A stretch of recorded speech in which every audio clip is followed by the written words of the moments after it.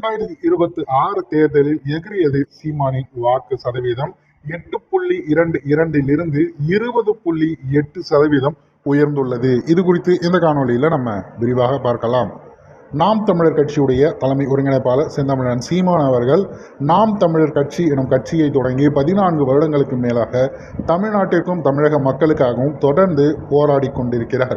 அவரது வெற்றிக்காக உழைப்பதை கடந்து இந்த மண்ணுக்கும் மக்களுக்குமான போராட்டங்கள் என்ன, அதுதான் மிக முக்கியம் என்று அரசியல் வெற்றிகளுக்கு கூட எந்த ஒரு ஏமாற்று வேலையும் செய்யாமல் மக்களுக்காகவே தொடர்ந்து களப்பணி ஆற்றி வருகிறார் என்பது அனைவருக்கும் தெரிந்தது.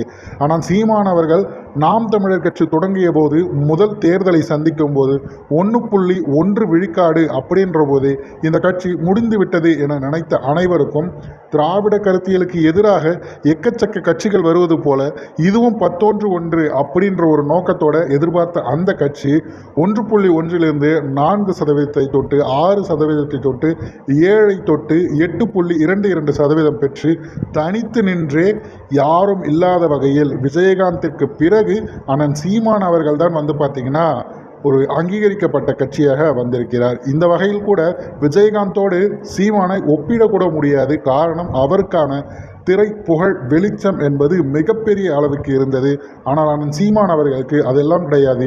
எளிய மக்களோடு இணைந்து அவர்களோடு பயணித்து தமிழ் தேசிய கருத்தியலை விதைத்து அதன் மூலமாக வாக்குகளை பெற்றிருக்கிறார். ₹1 கொடுக்காமங்கிறது மிக முக்கியமான ஒன்று. இப்போ சமீபத்தில் 2026 தேர்தலுக்கான ஒவ்வொரு வாக்குப்பதிவு செய்வதற்காக அவர்களுடைய எண்ணங்கோட்டங்கள் என்ன அப்படிங்கிறத ஒவ்வொரு ஊடகங்களாக பார்த்தீங்கன்னா பேட்டி எடுத்து போடுவதில் இருந்து அவர்களுக்கு எத்தனை விகிதாச்சாரங்கள் வருகிறது, வாக்கு சதவீதம் வருகிறது அப்படிங்கிறத மக்களிடம் கேட்டு அந்த விஷயத்தை பதிவு செய்வாங்க. அந்த வகையில் ஒரு மீடியா 1,17,000 நபர்களை கேட்டு DMK, ADMK, NTK, TVK and others இவர்களுடைய வாக்கு சதவீதத்தை எவ்வளவு எதிர்பார்க்கிறீர்கள் அப்படின்னும் போது அதில் திமுகவிற்கு அதிகபட்சமாக 39.6%, அதிமுகவிற்கு 33.4%, நாம் தமிழர் கட்சிக்கு 20.8%, டிவிகேவிற்கு